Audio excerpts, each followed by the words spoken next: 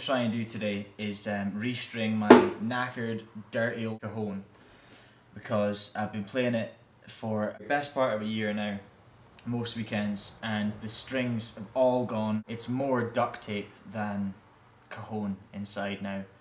And I heard about a friend of mine who got a new cajon recently, and rather than being strung in what I assume is the traditional way from top to bottom, it's strung sort of across the corners like this, which makes a lot more sense to me because you want your bass in the middle and your snares up here. What I propose to do is take out my original strings.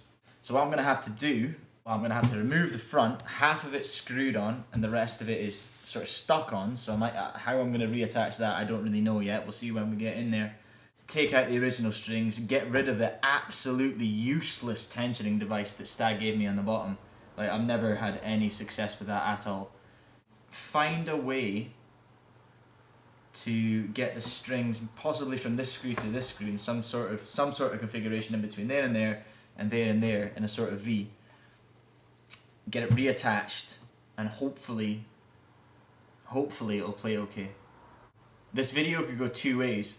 It could become an instructional video, or it could be the story of the end of my cajon. Hopefully I'm going to end up with a box that plays a lot better than this knackered old thing does just now.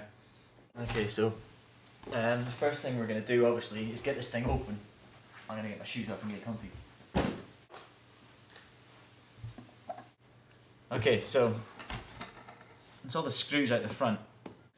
The rest of it's glued on. This is going to be a bit bold now, taking it off, because I don't really know what I'm going to do to get it back on. I've done worse things in this in the past, so let's see how we go. So I'm going to grab the old Stanley knife and try and cut away. This probably looks a lot more dangerous from your perspective than it does from mine. And I hope my mum never sees it. Shit, there we go. I think I've lost a bit of the lamination, maybe on a couple of bits, but it's going back in the same place, so it's not the end of the world. I'm just gonna do in all these strings so that they're now disconnected. However, I don't really want to just cut them down the bottom. I'd quite like to keep as much string intact as possible, because I don't have any other guitar strings. I need to take the bolts off of the tensioner thing, so let's do that. I just realised that the front's only held on with duct tape now, so I can just remove that completely. This is what's been keeping my cajon together for months.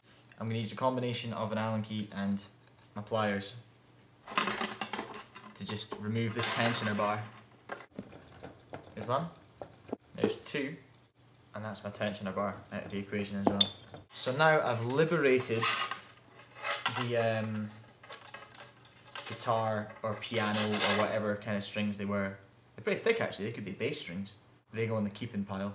I need to do a bit of tidying up, pointy bits sticking out, and that's going to annoy me, so I'm going to get rid of them.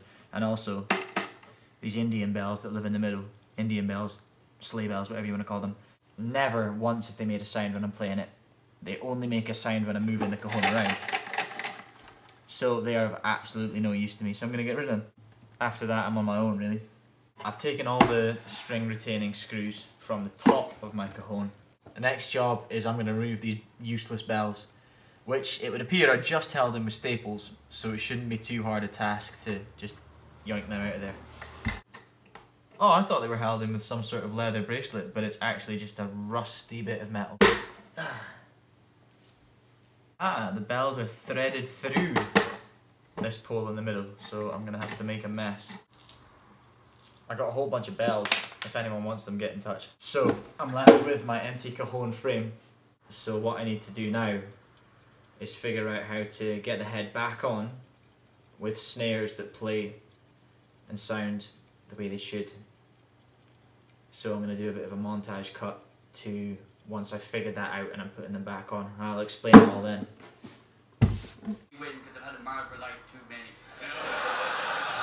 So the very first thought I've had is to use the string retaining screws, 3 of them, to retain my new snare wires.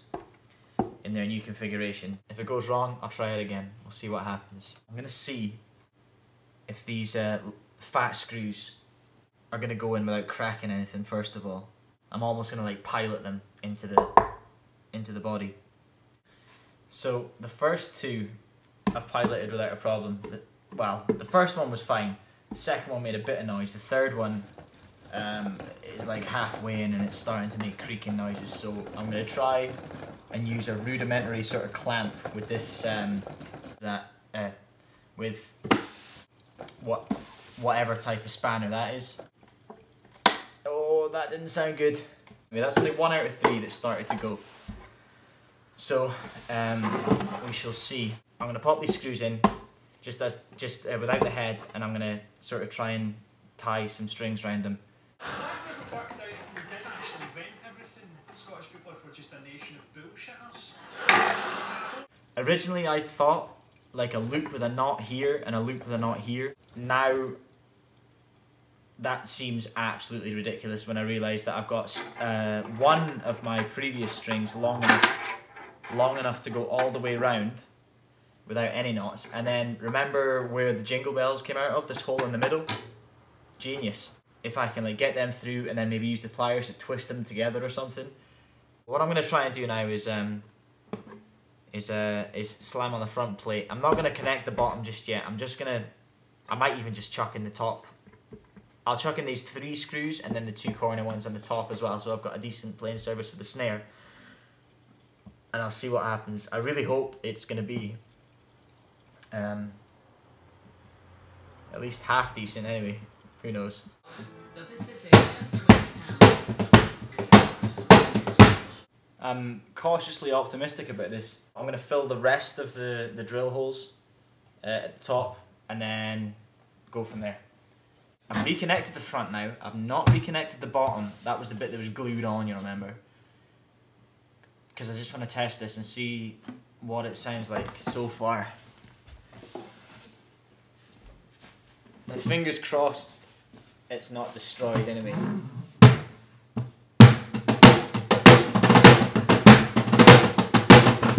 I'm going to try and reattach the bottom. I'm going to throw caution to the wind and try and hit a couple of pilot holes and put a couple of screws in the bottom.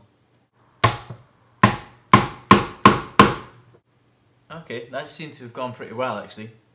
So this has turned out not to be the neatest job, and these aren't really the screws I should be using. They're slightly too big, but it's holding okay so far. I've chipped a little bit off the corner here, but it's holding it in.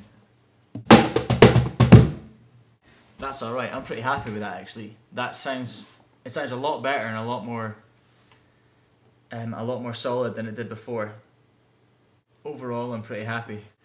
I've obviously ended up with a load more screw holes than I did to start with. I've got a bass tone that I was after, and then my snares are sounding okay. So it probably sounds nasty through this microphone, but I'm pretty confident that that's going to do the job.